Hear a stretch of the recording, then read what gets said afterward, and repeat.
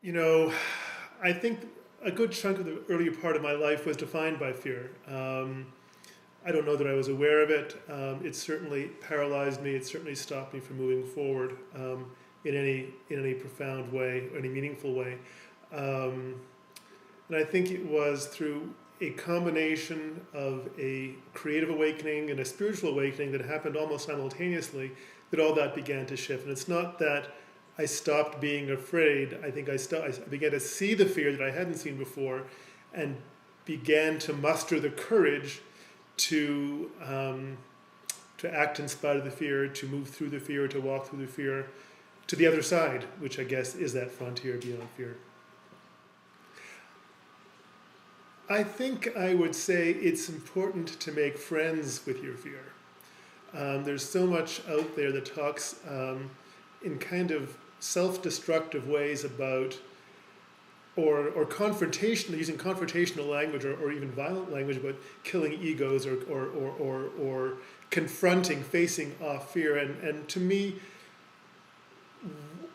whatever part of us is afraid simply needs a reassurance that it's safe. And if we can somehow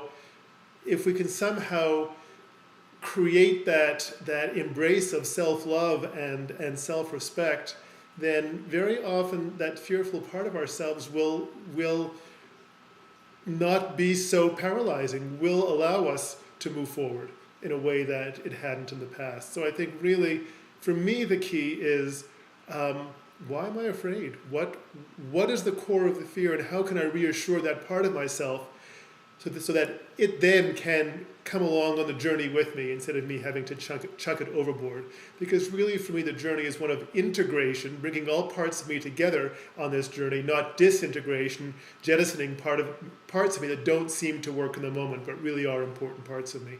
Our strength is in comes from finding ways of being all of who we are, not just the parts we happen to like in the moment. The blank page is your friend. It often feels like a mortal enemy, but it really is your friend. And one of the things that I talk about, and this is certainly how I wrote the Moon Quest, and the first draft of its sequel, which is as far as I am on it right now, is set your fingers to the keyboard, set your pen to the page, depending on whichever way you're doing it, and just begin. And begin without judgment to the best of your ability, and just keep writing through. One of my little tools that I talk about in the Voice of the Muse is something called writing on the Muse stream, which is simply beginning, and it's kind of like a stream of consciousness, writing without stopping for anything. Don't stop for spelling, punctuation, grammar. Don't stop to think if you have the right word. Don't stop to think if the story is going where you want it to go. Don't stop for any reason at all. Just keep moving, because in continuing to move without stopping, without thinking, that's when that authentic voice has a chance to come in. Where it gets blocked is when we stop, because when we stop, what we're really doing is censoring ourselves. And that first draft for me is a journey of exploration, and it's a chaotic mess, and that's okay. When I like talking about the story of Genesis, when God created, each day of creation, or the first day of creation rather, there was nothing. God had a blank page. And he then allowed creation to happen. If you read most translations of Genesis, it talks about God letting light be. Let there be light. He treated, as we ought to, creation as an act of allowance, as an act of letting, as an act of removing ourselves from control of the situation and simply allowing creation to emerge onto the page, to creating the world as God did, that is already present in our consciousness, and allowing it to find a place on the page. And speaking of judgment, another one of my favorite Genesis stories is at the end of the day, of each day, when God is looking over his creation, he doesn't take out the red pen and start slashing. He looks on his creation and says that it's good. Period. It's simply good because it was created by you. And so part of the journey of moving past judgment is recognizing that whatever comes out of you has value. Now, it may not be the final draft. It may need a lot of massaging over time, but that doesn't make it bad. That just makes it part of the process. So every book is different, every situation is different, every draft may be different. And your job is to listen not from here, but from your heart, not from your head, but from your heart, so that you can know what the book needs from you. Remember the excerpt you just read at the beginning. What does my muse want of me? That's the question to be asking. What does my book want of me? How am I in service to this book, to this story, to this concept, to this idea, to this notion that's floating around in the air around you? How can I be in service to it and get it onto the page? The answer is going to be different, perhaps even every day.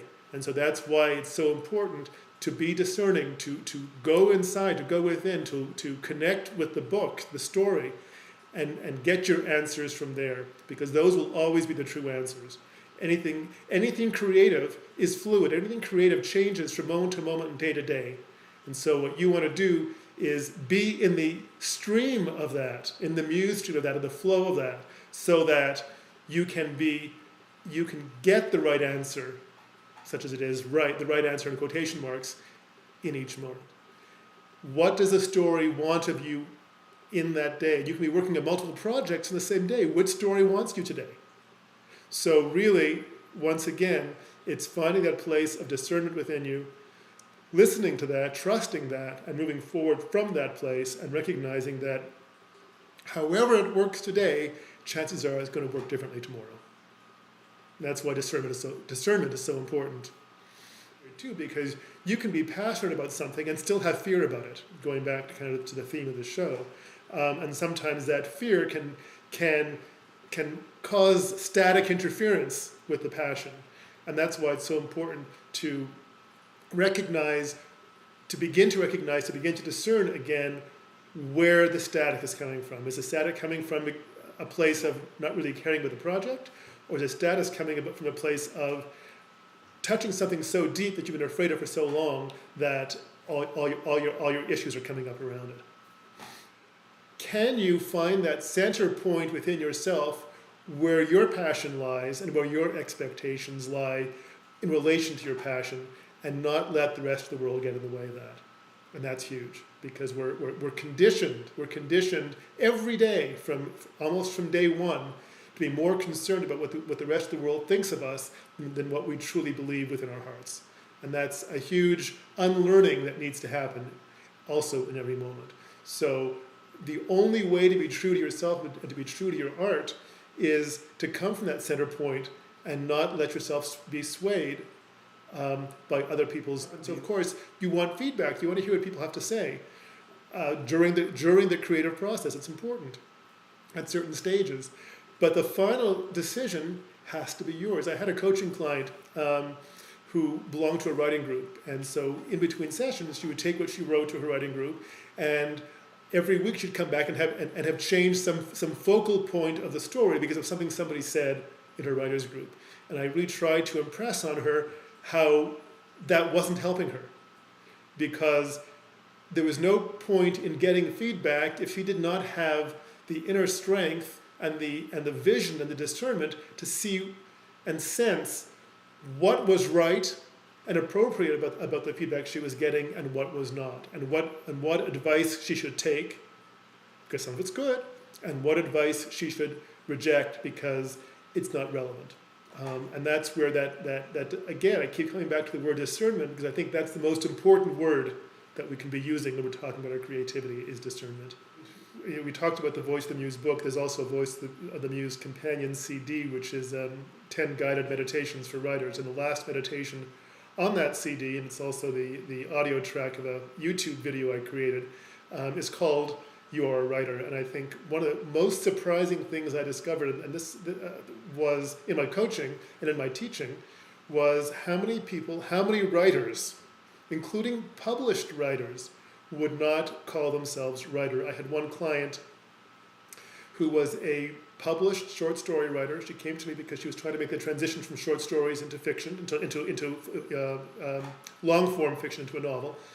And she was having a hard time calling herself a writer because she wasn't a published novelist. Now it sounds ridiculous, of course, but we all carry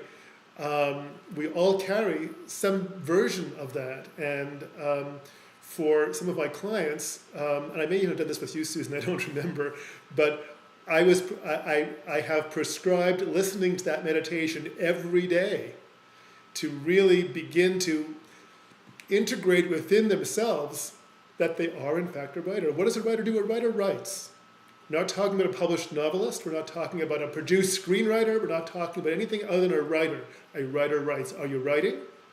If the answer is yes, then you're a writer. Any act of creation is really a profound act of personal growth and transformation. And I think anyone who is writing from that place absolutely deserves to be called a writer and to allow themselves the honor of calling themselves a writer, which is, I have no formal credential for anything I've done professionally. Don't tell anyone, because of course you're all going to keep this a big secret, I have a business degree. You talked a moment ago about knowing you were a writer from the first moment you picked up a crayon. I resisted being a writer from the first moment I saw a crayon, and it really wasn't until I kind of joked that my muse tricked me into writing that it actually happened. But I have I was a full-time freelance journalist and editor for a dozen years, no credentials. I've taught, no credentials. The most important, and there's nothing wrong with training and credentials, don't get me wrong, but the most important training and credential comes from your heart. It comes from your passion, it comes from your commitment, and everything else is there to support that, not the other way around. And if you're writing, you're a writer, period, again. I never had any desire, conscious desire. This is where sometimes our passions get clouded over by our fears and we're not even really aware what it is we truly desire. I had no known desire to write a fantasy. And one day I'm teaching a writing class and I never, ever, ever write while I'm teaching. And this day, little voice, the voice of my trickster muse, I suppose, said, you do the exercise too, and I did. And what came out of me, to my surprise, what ended up being the first scene of the first draft of a fantasy novel I knew nothing about. As I wrote the first draft, again, knowing nothing about the story at all, except as it revealed itself to me onto the page, sometimes that was a pretty stressful process for a recovering control freak. I saw it so visually that I was convinced that one day it would be a movie, but I had no conscious, remember the word conscious, no conscious interest in it being part of that process. I just figured, somebody would read the book and somebody would buy the rights and somebody else would write the screenplay and I would sit in the movie theater and see the premiere and I'd be very proud and I'd go back to writing novels. And a whole series of events, some of them rather kind of bizarrely unpleasant, in my personal life and also elsewhere, kind of led me to play with writing a screenplay adaptation of The Moon Quest, which I did even before the book came out. In fact, the screenplay adaptation ended up being a great revision tool because things that I saw by writing the screenplay that I hadn't seen in the manuscript went back and kind of retrofitted the manuscript from that. But someone came to one of my very first book signings in Albuquerque for The Moon Quest at a Borders store. And we were chatting, and she gave me her card. She may even given me her card just so I had her name to sign the book. I don't remember, but I saw on the card that said script supervisor. Now, at that time, I didn't know what a script supervisor did. I do now. I didn't. And I just knew it had to do with the movies. And I said, I've written a screenplay. And she said, how interesting. I've just started an independent production company. And so that became the key to the movie making. But again, Screenwriting, I'm self-taught. I mean, I went to one conference for screenwriters, and 3 years later I was teaching there, which is still boggles my mind. And self-taught really means listening to the story. You know, I got books on screenwriting and I did some of that stuff, but the basic thing is, what is this version of the story about, and what does it want on the page? And of course I had to learn the formatting, which is pretty strict and all that stuff, but that's just technical crap, you know. What's most important is the story, and how the story needs to be different on the screen than it has to be on the page. So right now we're in the process of sort of in pre-production for the trailers. We're going to film 3 trailers, one for each of the 3 movies, even though the Sun Quest, the final one, is not written yet,